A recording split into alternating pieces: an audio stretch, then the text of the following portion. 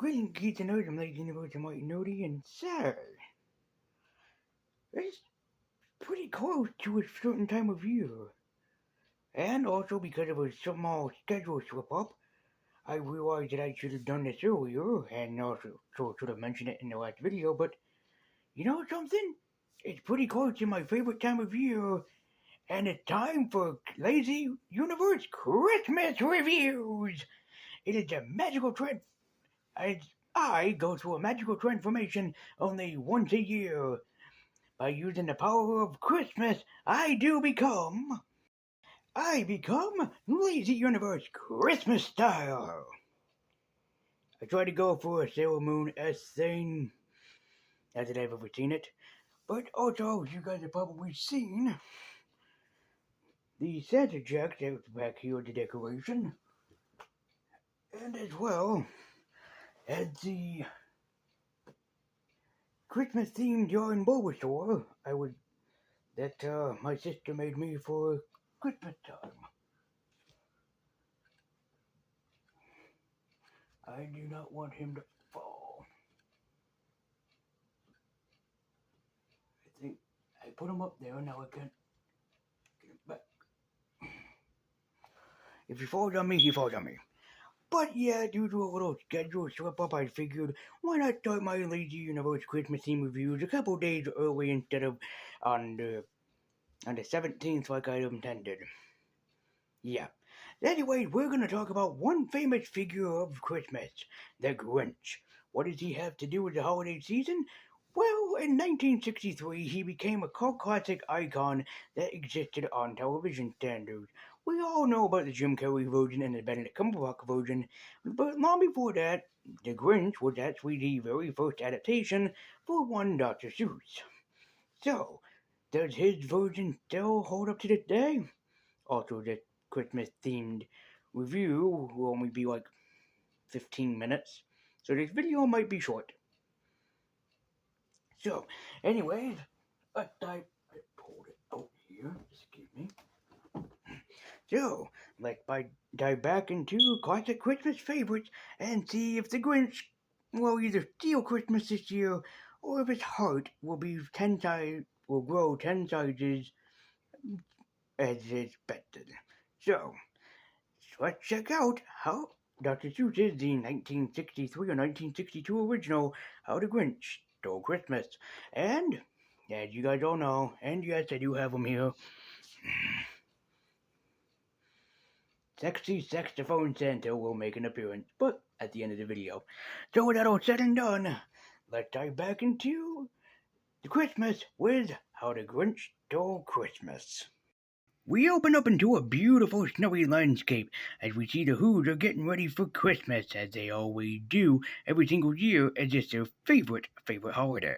But on top of a mountain, maybe like Mount Whoville, the Grinch absolutely hates Christmas, the whole Christmas spirit and the whole Christmas thing, as every single year he gets sick and tired of it.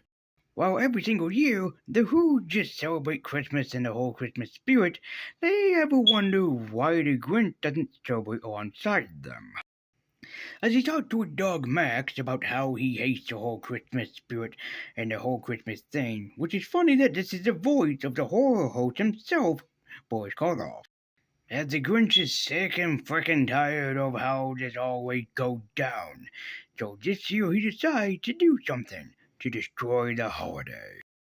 As the Grinch decides upon an idea that Max gave him, he decides that in order to destroy the holiday, he's going to dress up as the holiday's most famous and most fantastic of all figures. He plans to dress up as Father Christmas, aka Santa Claus.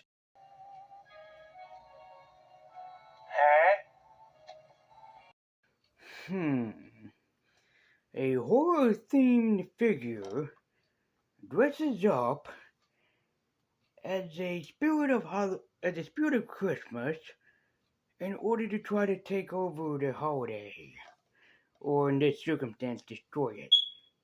There's a certain type of movie that was stop motion that basically dealt with the same thing of a horror-themed icon that basically took over a holiday, but I I can't think of it. It had a skeleton and had a ghost dog and a wonderful and colorful cast of characters. It has a legendary cult following. I can't put my finger on just what type of movie that was.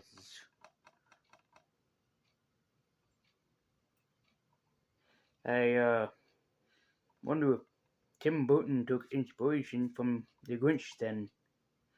And if you're wondering if we'll ever review this again, yeah, some year. And so, with the companionship of his dog Max, the Grinch decides that he's gonna make a Santa Claus costume so he can take over the holiday. As one sexy sweet montage later, due to song "You're a Neat Mean One, Mr. Grinch," and the Grinch's costume is finally in play, but he needs a reindeer. But since there are no reindeers around Whoville, then it's decided that he'll use his own dog Max. As the Grinch drove down into Whoville, through every little house and every little crevice, as he steals everything that the Who's own. That is evil. As our Grinchy friend continues his very evil plan, and he steals from household to household, grabbing everything and anything that he can and will desire, until he reaches one household that just has something a little special and magical that is inside of it.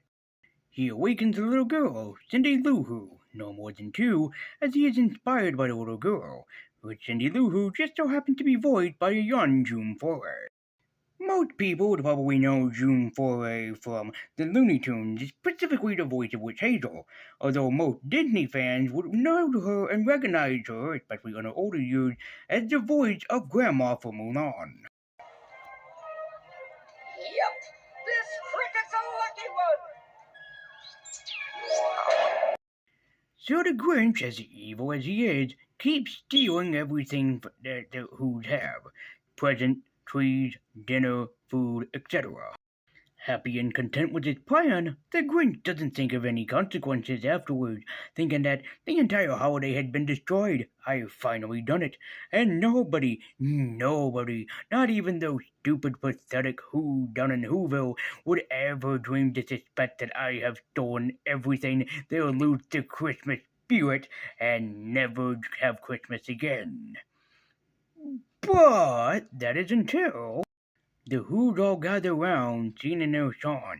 When they don't need nothing, Christmas still came, as the Grinch started to become much more furious about the wrongdoers why. As he stood there in the snow, contemplating, thinking, how in the world did this happen? Christmas still came? But how? How could Christmas still come? Nothing ever makes sense. I took everything from them, and yet they still have the holidays of Christmas? What in the world is going on here? What the fuck is happening here? That's exactly pretty much what the Grinch thought, until he finally realized maybe there's something more magical to Christmas than he could ever realize, and so he finally embraced the spirit of the season.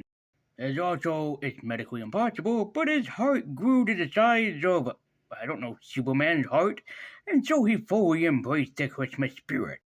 And he managed to have the strength of 10 Grinches plus 2 and able to lift about pretty much 10,000 pounds over the top of his head. And he's still single. You know what they say, ladies, once you go green, you're never quite as mean. I don't know, you try to rhyme fucking green with something that makes it sound silly or ridiculous in the sense. I've been doing this for a long time, I run out of ideas. And so our special ends with the Grinch finally accepting the Christmas spirit in his heart, and thus he wishes to basically keep Christmas in his heart all the year round.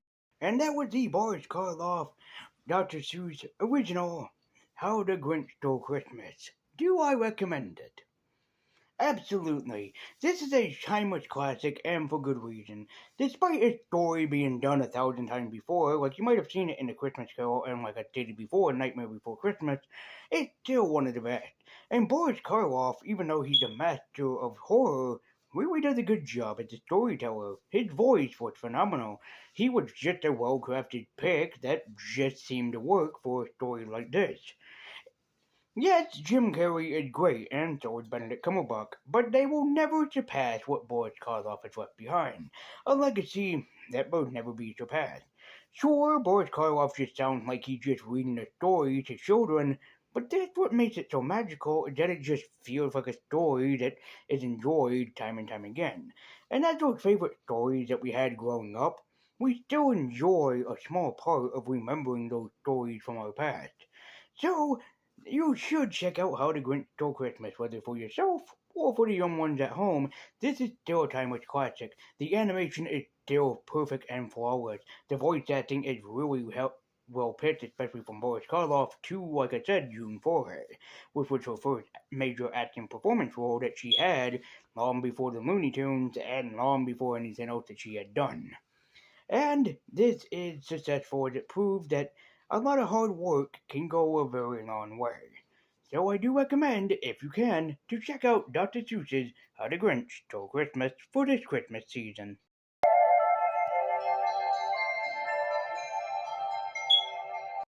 Guys, as always, thank you so much for watching. Be sure to like, share, comment, subscribe, hit that bell icon to be notified every single time I make an upload, and more Christmas is on the way. And come back next time as we'll be seeing how a cow fully embraces the Christmas spirit. Next time. You'll see what I mean. So, thank you guys so much for watching. I'll be your neighbor, Top White Nerd, to keep it on, and more Christmas content is on the way. And speaking of Christmas, I seem to have gotten a, gift from my good friend and subscriber, Blossom44100, who is not only on here, but also on Twitter herself and as well as TikTok, who made content in support of things that she did. And she sent me this, so I thought that it... Wait. What? Review next year's supper? What? What the hell does she mean? I mean, no idea.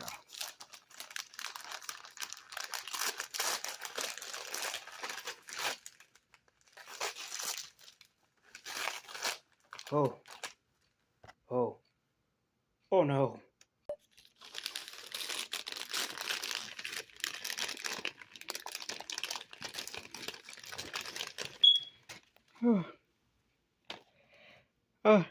Yes.